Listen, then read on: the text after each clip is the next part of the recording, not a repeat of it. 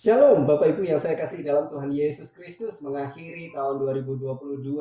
Sabda Sadi pada hari ini berbicara tentang Mesias dikorbankan sebagai pemberontak. Teks diambil dari Yesaya 53 ayat yang ke-12. Sebab itu aku akan membagikan kepadanya orang-orang besar sebagai rampasan, dan ia akan memperoleh orang-orang kuat sebagai jarahan, yaitu sebagai ganti, karena ia telah menyerahkan nyawanya ke dalam maut. Dan karena ia terhitung di antara pemberontak-pemberontak, sekalipun ia menanggung dosa banyak orang dan berdoa untuk pemberontak-pemberontak. Nubuat ini digenapi di dalam Markus 15 ayat 27 dan 28. Bersama dengan dia disalibkan dua orang penyamun, seorang di sebelah kanannya dan seorang di sebelah kirinya. Demikian genaplah nas Alkitab yang berbunyi, ia akan terhitung di antara orang-orang durhaka. Sekalipun Yesus terhitung di antara pemberontak-pemberontak, dikorbankan sebagai pemberontak, justru melalui hal ini Yesus ditinggikan dan dimuliakan. Bagian pertama kita melihat bahwa Yesus ditinggikan karena apa yang ia capai. Di sini menggunakan perumpamaan seorang jenderal atau penakluk yang kembali dari medan pertempuran setelah memperoleh kemenangan yang besar. Oleh karena itu penakluk ini akan diberikan posisi tertinggi di dalam kerajaan.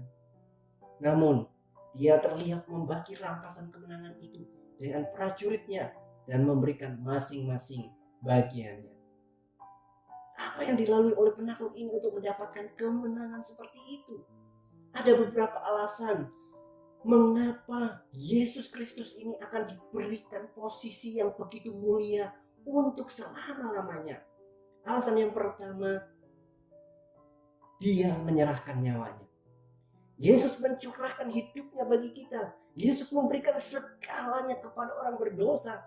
Ia telah mencurahkan darahnya sampai mati, bahkan mati di atas kayu salib. Alasan yang kedua, ia terhitung di antara pemberontak. Yesus sendiri bukan pemberontak. Yesus sendiri bukan seorang pendosa, tetapi dia diperhitungkan bersama dengan mereka, menanggung malu, ejekan, dan akhirnya mati di kayu salib. Seolah-olah dia adalah salah satu dari mereka, seolah-olah dia adalah pemberontak.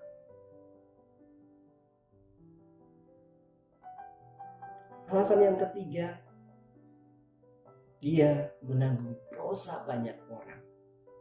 Yesus akan dimuliakan adalah karena dia rela menanggung segala dosa ke atas dirinya sendiri. Di kayu salib saat kegelapan menutupi, dia berseru, "Allahku, Allahku, mengapa engkau meninggalkan aku?" Saat Yesus menanggung dosa orang banyak, bahkan Bapa harus berpaling dari dirinya.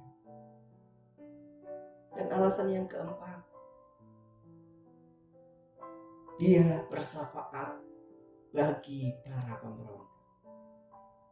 Bapak Ibu, jika Anda diejek, jika Anda dilecehkan, diperlakukan tidak baik, ditipu, mengalami hal-hal yang tidak baik dari orang-orang di sekitar kita, apakah Anda akan berdoa untuk mereka seperti Yesus?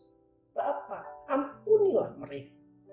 Yesus memberikan teladan bagi kita orang-orang percaya. Di dalam Kolose 1 ayat yang ke-16 di sana dikatakan, karena di dalam Dialah telah diciptakan segala sesuatu yang ada di surga dan yang ada di bumi, yang kelihatan dan yang tidak kelihatan, baik singgasana maupun kerajaan, baik pemerintah maupun penguasa, segala sesuatu diciptakan oleh Dia dan untuk Dia. Di dalam Ibrani 1 ayat 1 sampai 2 di sana juga dikatakan, setelah pada zaman dahulu Allah berulang kali dalam berbagai cara berbicara kepada nenek moyang kita dengan perantaraan nabi-nabi, maka pada zaman akhir ini Ia telah berbicara kepada kita dengan perantaraan anaknya yang telah Ia tetapkan sebagai yang berhak menerima segala yang ada. Oleh Dia Allah telah menjadikan alam semesta.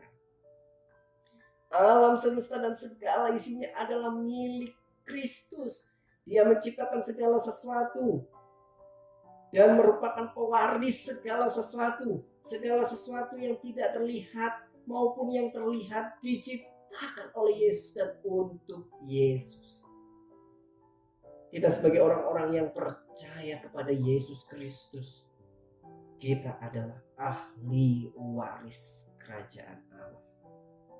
Sebuah warisan besar menanti kita, karena Yesus akan membagi rampasan kemenangannya dengan saudara-saudaranya. Sekalipun Yesus terhitung di antara pemberontak-pemberontak, justru karena itulah Yesus dimuliakan dan ditinggikan untuk selama-lamanya. Tuhan Yesus memberkati.